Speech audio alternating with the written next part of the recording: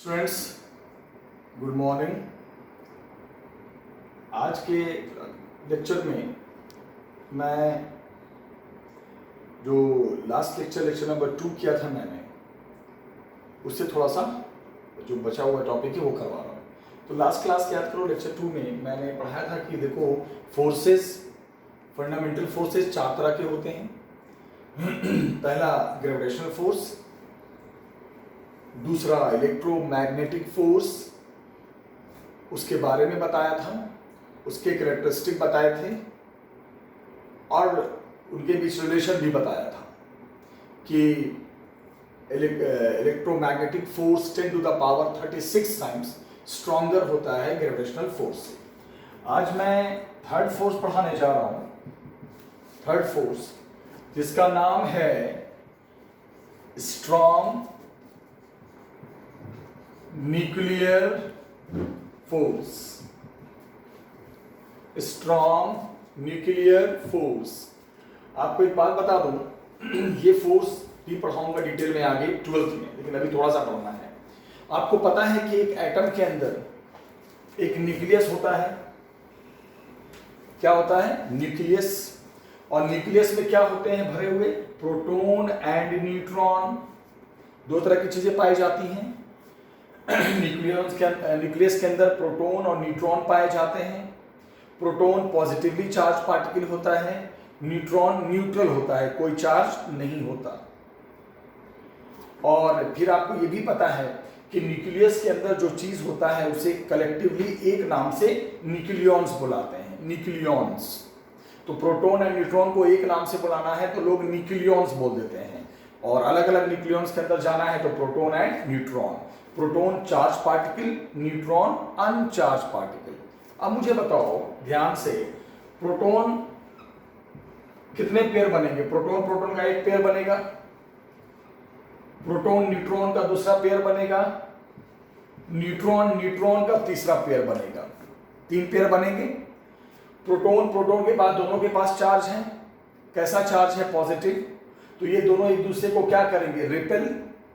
तो एक प्रोटॉन दूसरे प्रोटॉन को, इलेक्ट्रोमैग्नेटिक फोर्स जो पढ़ाया था मैंने इलेक्ट्रोस्टैटिक वाला, उसके अंदर तो दो अगर सिमिलर चार्ज कहीं पर आ जाए तो एक दूसरे को रिपेल करेंगे। तो इससे एक प्रोटॉन दूसरे प्रोटॉन को बाहर करना चाहेगा, रिपेल करेगा, जाओ बाहर जाओ। तो फिर तो कोई प्रोटॉन न्यूक्लियस के अंदर रहना ही नहीं चाहिए, नहीं रहना चाहिए ना।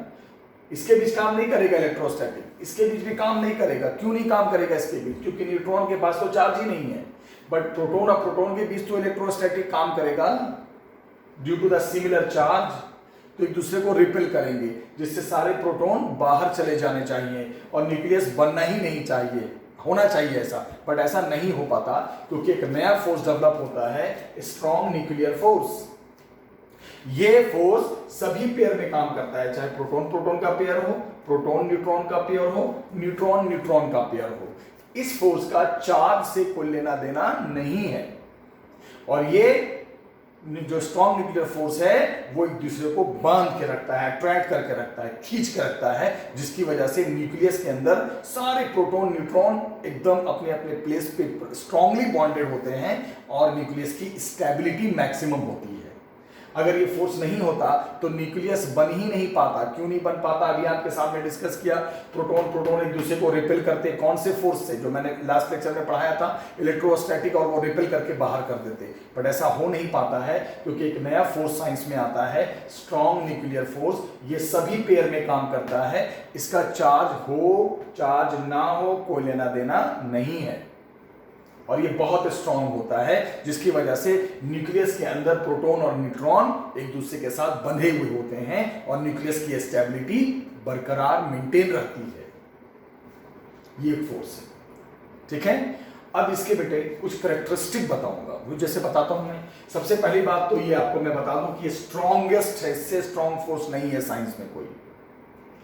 नंबर टू कि ये फोर्स कोई प्रोडक्ट लॉ, कोई इनवर्स स्क्वायर लॉ कि दो चार्जेस के प्रोडक्ट, ऐसा कोई लेना देना इसका कोई भी प्रोडक्ट लॉ और इनवर्स स्क्वायर लॉ से लेना देना नहीं है।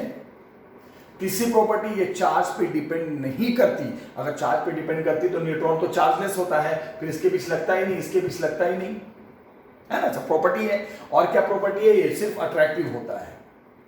और मेन प्रॉपर्टी ये कौन, strong nuclear force, electrostatic force से, इलेक्ट्रोस्टैटिक फोर्स, इलेक्ट्रोमैग्नेटिक फोर्स जो भी बोलो 100 टाइम्स स्ट्रॉन्गर होता है। तो लिख सकते हैं ना कि nuclear force is 100 times stronger than electromagnetic force, electrostatic force जो भी बोलो।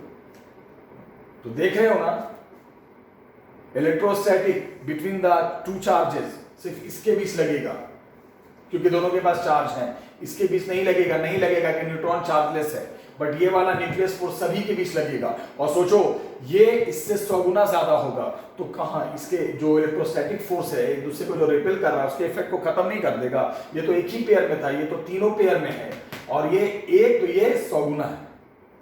सब याद रखना, रिलेशन है। तो सोचो तो बेटा ये इससे to the power 2 times 100 times, तो वो ग्रेविटेशनल फोर्स से कितना हो जाएगा, 10 द पावर 38। कैसे याद है पिछला लेक्चर, इलेक्ट्रोस्टैटिक, इलेक्ट्रोमैग्नेटिक, ग्रेविटेशन से 10 द पावर 36, तो 2 पावर और बढ़ चुका है। तो अब ये इससे कितना हो जाएगा, 10 द पावर 38।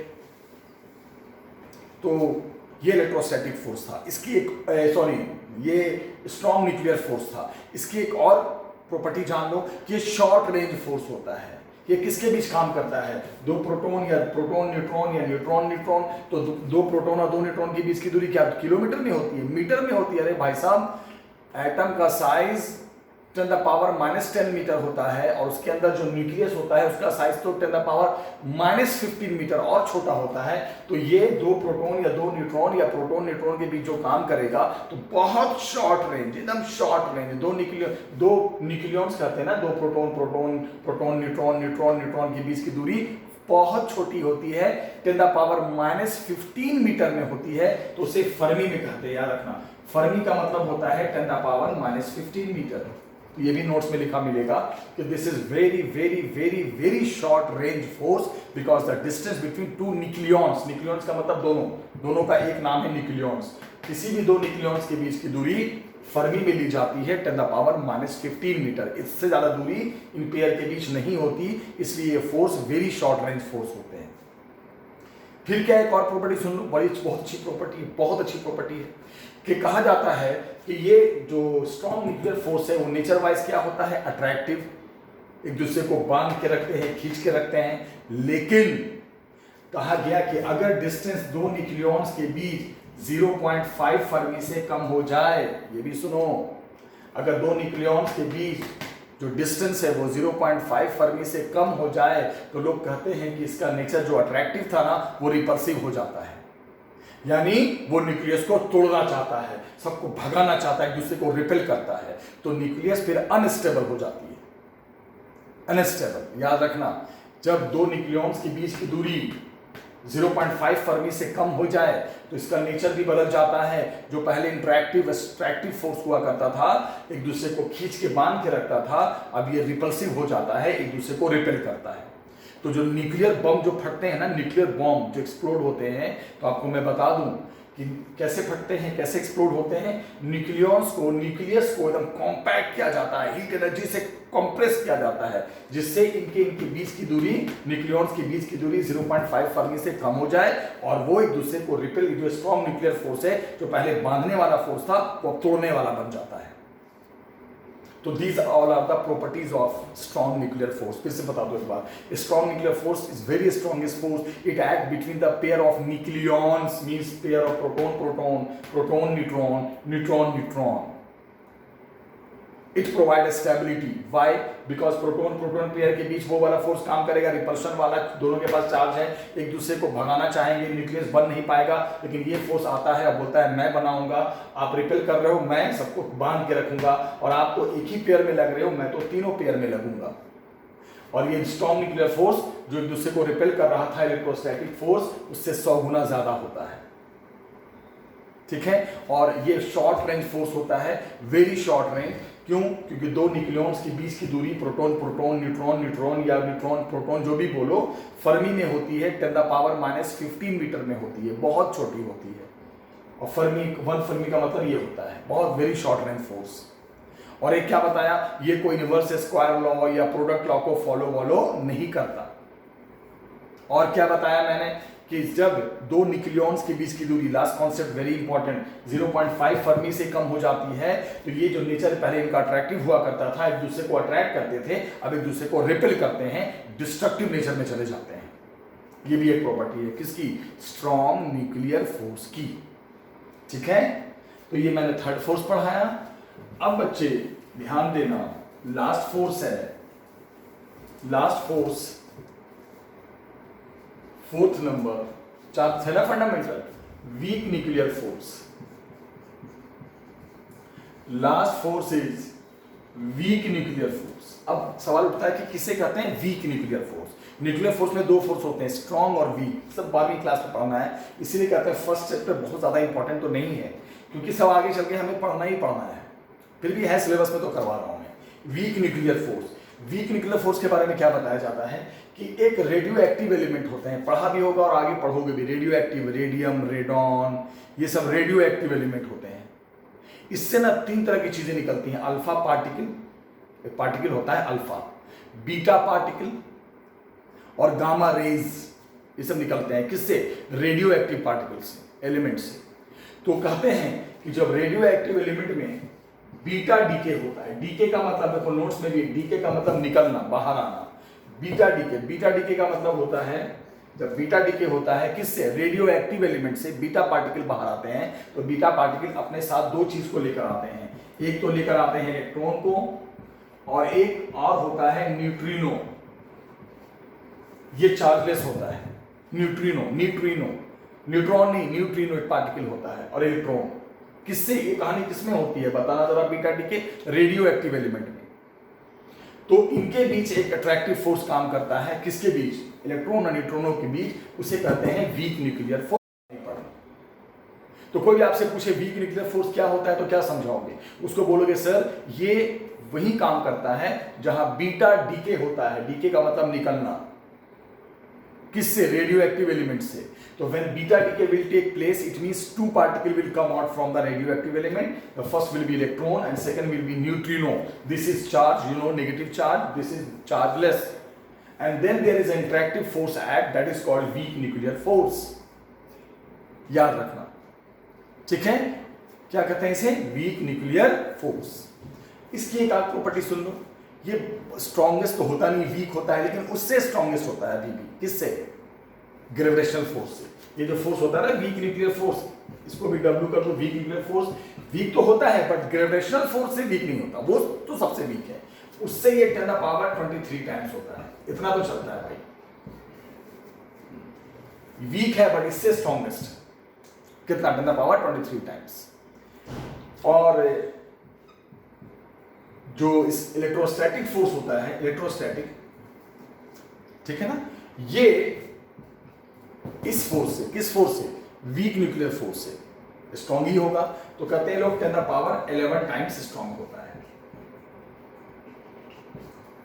और जो स्ट्रॉन्ग न्यूक्लियर फोर्स होता है, स्ट्रॉन्ग, सबसे स्ट्रॉन्ग न्यूक्लियर फोर्स, वो 10⁻13 टाइम्स। ठीक है, तो वीक होता है लेकिन इससे तो मजबूत होता है, किससे? ग्रेविटेशनल से।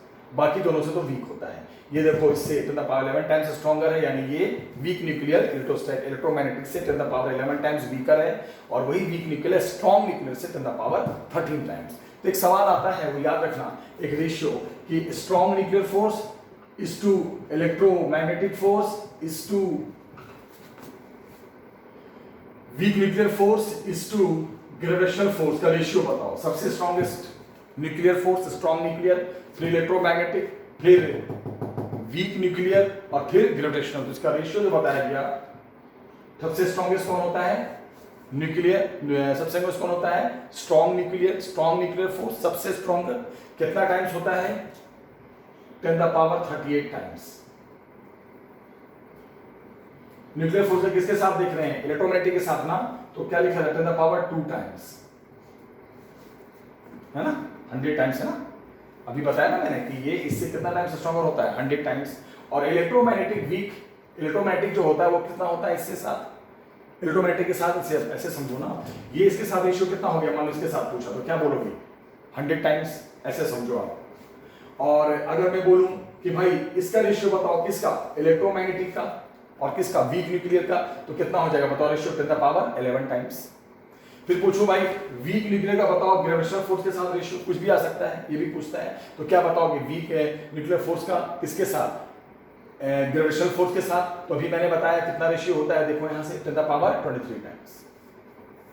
तो ये सब रेशियो याद रखना, आपस का रिलेशन याद रखना। तो मैंने 4 फोर्स पढ़ा दिए। पहला फोर्स था लास्ट क्लास में, याद होगा आपको, पहला फोर्स क्या था, ग्रेविटेशनल फोर्स, तो सबसे वीकेस्ट फोर्स होता था। सेकंड पढ़ा इलेक्ट्रोमैग्नेटिक, उसके अंदर दो बातें बताई कि इलेक्ट्रोमैग्नेटिक में इलेक्ट्रोस्टैटिक और एक बिटवीन द मैग्नेट और करंट, इलेक्ट्रोस्टैटिक का एग्जांपल लिया था।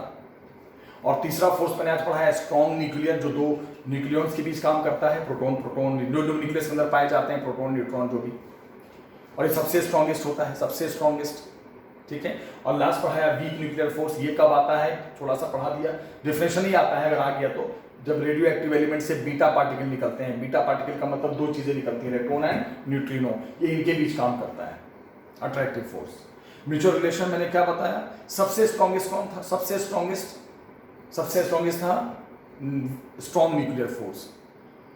उसके बाद कौन स्ट्रॉन्गेस्ट है, इलेक्ट्रोमैग्नेटिक फोर्स। उसके बाद कौन स्ट्रॉन्गेस्ट है, वीक न्यूक्लियर फोर्स। उसके बाद सबसे कम स्ट्रॉन्गेस्ट यानी सबसे वीकेस्ट ग्रेविटेशनल फोर्स। आपस का रिलेशन पता है, ये इससे 100 टाइम्स स्ट्रॉन्गर, ये इससे 10 पावर वीक है, कितना 10 पावर लिखवाया ना इलेक्ट्रोस्टैटिक का, अगर देखोगे इसके साथ तो कितना 10 पावर 11 टाइम्स, और इसका देखोगे वीक का ग्रेविटेशन के साथ तो कितना आता है, देखो बच्चे 10 पावर 23 टाइम्स। तो ये सब क्या थे, म्यूचुअल रिलेशंस, ठीक है। अब यहां पर चारों फोर्स पढ़ाने के बाद मैं आपको कुछ लॉज बताऊंगा, जो लॉज आपको ध्यान रखना है। कुछ खत्म हो गया फोर्स, कुछ लॉ है फिजिक्स में, वो भी हम पढ़ना है कि क्या क्या कुछ चीजें साइंस में कंजर्व रहती हैं अपने अपने शर्तों पे। तो साइंस में क्या क्या चीजें कंजर्व रहती हैं, कोई पूछे कि बताना साइंस में किस किस चीजों के लिए कंजर्वेशन लॉ लगता है, तो कहा जाता है mass always remains conserve, mass can be distributed in parts but total mass remains conserve. और साइंस में क्या चीजें कंजर्व रहती हैं, चार्ज जो चार्ज बॉडी होती है ना, तो total charge can be distributed but it remains conserve. ये आता है कि right the sum quantities which remains conserve according to conditions. तो मास हो गया, चार्ज हो गया, ये सब याद रखना, ये सब चीजें क्या रहती है, कंजर्व। उसके बाद एनर्जी ऑल्सो रिमेन्स कंजर्व, पढ़ा होगा 9th में भी, energy can form change their form, एक फॉर्म से दूसरे फॉर्म में ट्रांसफर हो जाती है बट टोटल एनर्जी कंजर्व रहती है। फिर एक है क्या कहते कंजर्व में मोमेंटम दो चीजें होती है, मोमेंटम के अंदर दो मोमेंटम आता है, एक होता है लीनियर मोमेंटम और एक होता है एंगुलर मोमेंटम। मोमेंटम उसी के पास होता है जो बॉडी मोशन करती है, मोशन। तो मोशन में अगर लीनियर मोशन करोगे, यूं स्ट्रेट चल रहे हो तो लीनियर मोमेंटम होगा, घूम रहे हो गोल गोल गोल गोल तो होगा एंगुलर मोमेंटम। तो क्या कहा गया कि ये भी याद रखना कि अगर कोई भी चीज चल रही है, मोशन में है और कोई बाहर से फोर्स काम नहीं कर रहा है तो उसका लीनियर मोमेंटम कंजर्व रहेगा। और अगर कोई चीज घूम रही है तो वहां पे अगर कोई टॉर्क काम नहीं करेगा, टॉर्क पढ़ाऊंगा, देखो फोर्स चीजों को चलाती है, टॉर्क चीजों को घुमाती है। फोर्स चीजों को, लीनियर मोशन में फोर्स का रोल होता है और रोटेशन में टॉर्क, एक टॉपिक है टॉर्क पढ़ाऊंगा मैं, उसका रोल होता है। तो क्या कहा गया कि अगर फोर्स नहीं है, बाहरी फोर्स नहीं है तो लीनियर मोमेंटम कंजर्व है मूविंग बॉडी का, और अगर बाहरी टॉर्क नहीं है तो एंगुलर मोमेंटम कंजर्व है, किसका, रोटेटिंग बॉडी का। तो साइंस में ये सब चीजें कंजर्व मानी गई हैं अकॉर्डिंग टू सर्टेन कंडीशंस। तो ये भी पेपर में आता है कि right the sum quantities which remains conserved in the science, ठीक है ना। तो ये चैप्टर 1 में इतना काफी है, इनफ है, जितना बेसिक आता भी कम है लेकिन जितना आता मैंने करा दिया। मेन तो चैप्टर 2 शुरू होने वाला है जो बहुत इंपॉर्टेंट है। तो मुझे पूरी उम्मीद है कि 3 लेक्चर मैंने जो दिया है आपको, और नोट्स भी भेज दिया है मैंने, पिछले 2 लेक्चर का नोट्स ये सब मैंने भेज दिया है।